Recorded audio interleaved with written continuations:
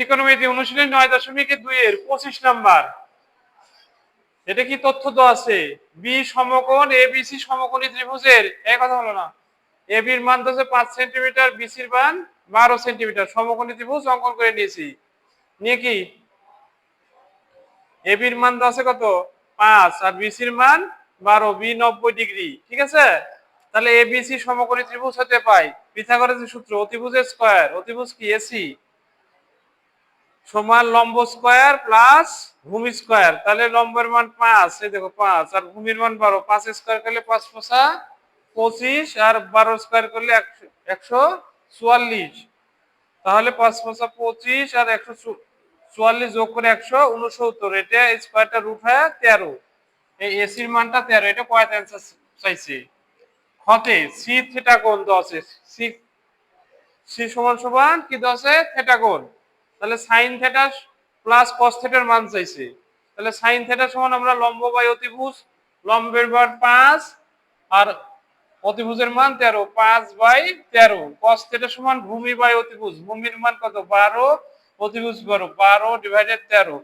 Sine theta plus cos থিটার মান চাইছে, সাইন থিটার মান 5/13 যোগ 12/13, এটা বসাই দিছি। 13 লসাগু, তাহলে 5 যোগ 12, তাহলে 17/13। বুঝা গেল? বুঝা গেছে? এখন গয়তে চাইছে sec স্কয়ার প্লাস cos স্কয়ারের মান, আর হলো রাইট হ্যান্ড সাইডে আছে sec square into cos square, sec square plus cos square এই দুটোর মান। তাহলে sec এর মান কত? sec সমান কি অতিভুজ বাই ভূমি, এ কোণের সাপেক্ষে অতিভুজ 13 আর ভূমি হলো এ কোণের সাপেক্ষে 5। কোসেকে, কোসেকে মানে কি অতিভুজ বাই লম্ব। তাহলে অতিভুজ 13 আর লম্বের মান 12, এ কোণের সাপেক্ষে লম্ব হলো 12, সেটাই মানটা বসাই দিচ্ছি sec স্কয়ার প্লাস cos স্কয়ারে।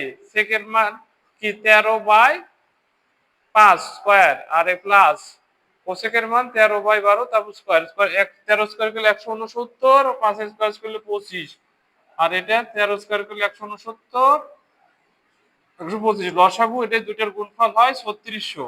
তাহলে এটা লসাগু ক্যালকুলেশন করে হয় 28561 ডিভাইডেড 3600। এটি রাইট হ্যান্ড সাইডে sec square into cos square, sec এর মান বসাই দিছি 13/5 তারপর স্কয়ার, 13/12 তারপর স্কয়ার, 13 স্কয়ার করলে 169 আর 5 স্কয়ার করলে 125 আর এটা 13 স্কয়ার 169, 144।